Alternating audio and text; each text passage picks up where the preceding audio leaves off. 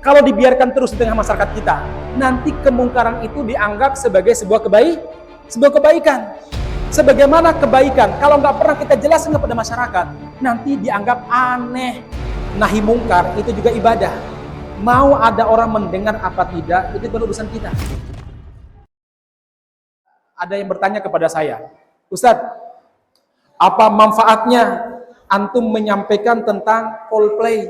Wong sekarang yang mendukung ada ulama, ada ustadz artis, kemudian ada juga yang dulu pernah menjadi calon cawapres, kemudian belum lagi dukungan dari para musisi lain, ada Habib Ja'far yang Syiah itu, ya bahkan mau beli nonton konsernya katanya, si Habib Ja'far ya, terus ojo ditonton di wong Syiah itu ya, walaupun dia mengatakan sekarang saya nggak Syiah, biar iya.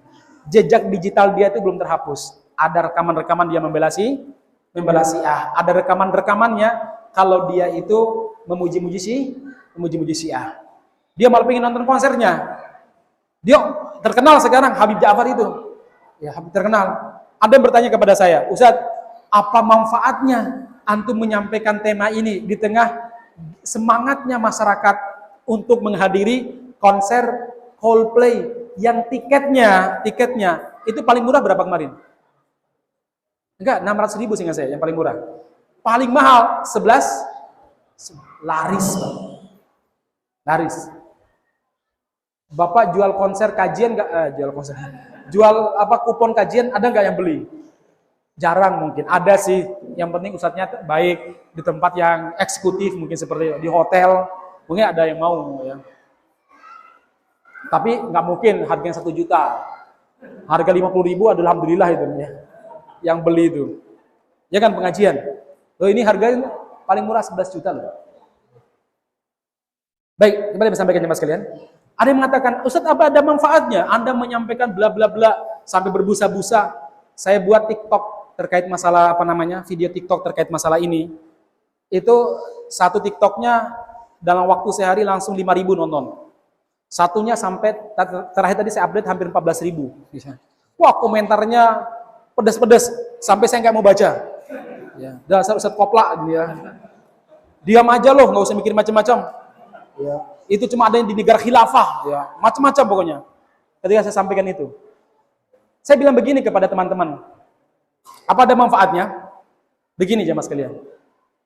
Ibadah itu tidak perlu ada manfaat apa tidak ada manfaat di depan masyarakat. Yang penting sholat wajib kita kerjakan, ya kita kerjakan. Apakah masyarakat mendukung apa tidak, itu bukan urusan kita. Yang penting kita melakukannya. Nahi mungkar itu juga ibadah. Mau ada orang mendengar apa tidak, itu bukan urusan kita. Urusan kita sampaikan baik-baik dengan bahasa yang sopan. Kemudian masalah hidayah diterima apa tidak diterima itu urusan Allah Subhanahu wa taala. Mau dihentikan apa tidak itu tanggung jawab pemerintah. Begitu jemaah sekalian. Kita nggak ada beban. Beban kita sebagai seorang muslim menyampaikan. Dulu ada cerita pada zaman Bani Israel. Pada zaman Bani Israel, dulu ada sebuah kampung di daerah Palestina, tempat tinggalnya Bani Israel. Nama kampung tersebut Aila. Apa namanya? Aila. Sekarang masuk wilayah Palestina. Di Aila jemaah sekalian, pinggir pantai. Kampung ini pinggir pantai. Pekerjaan penduduk Aila itu rata-rata nelayan. Apa? Nelayan.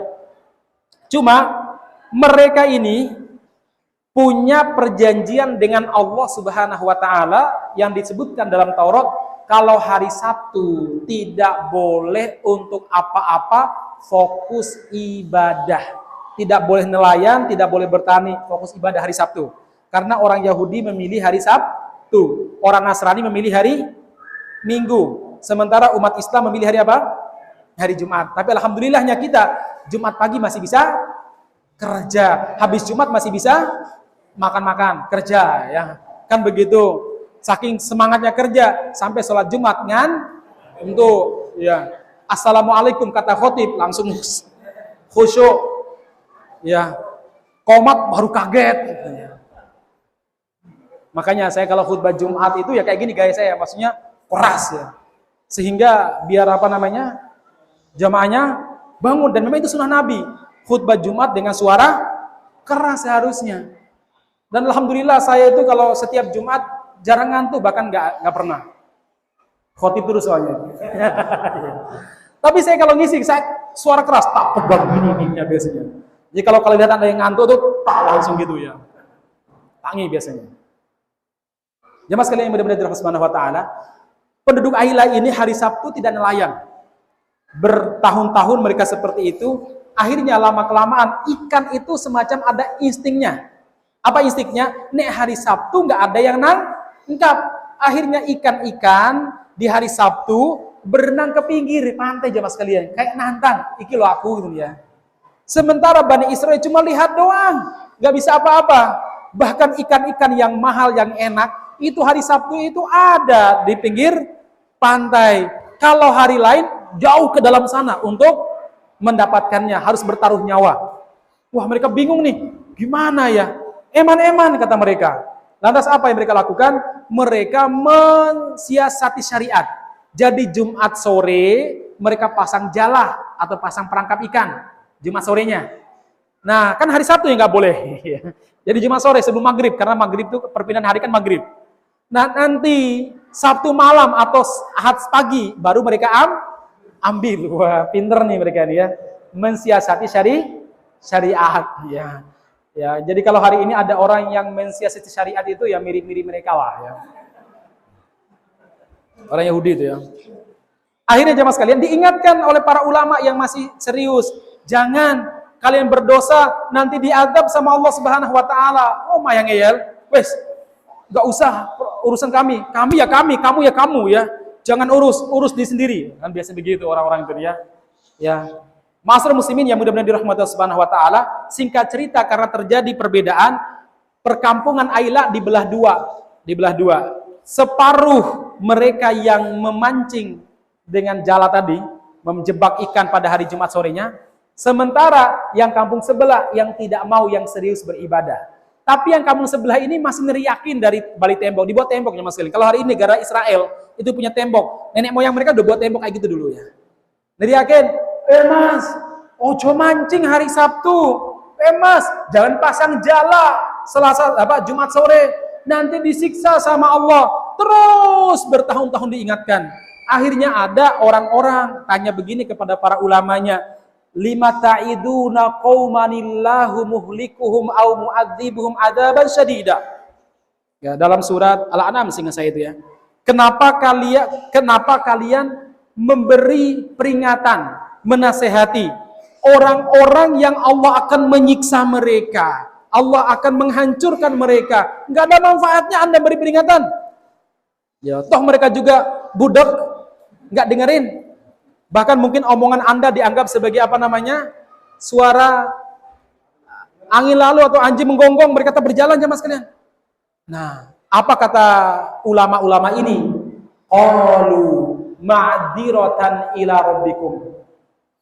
Qalu mereka mengatakan ini sebagai bentuk menggugurkan kewajiban kami di hadapan Allah Subhanahu wa taala. Mereka menerima apa tidak urusan Allah, kewajiban kami gugur. Wala'allahum yantahun, dan mudah-mudahan ada di antara mereka yang sadar. Tetap ada harapan, siapa tahu ada yang sadar. Sama lah jemaah sekalian. Apakah hari ini bermanfaat peringatan-peringatan kita? Kita nggak tahu. Itu urusan Allah Subhanahu wa taala. Urusan Allah Subhanahu wa taala. Yang penting kita adalah apa? Memberi peringatan. Ini sebagai upaya kita menggugurkan kewajiban.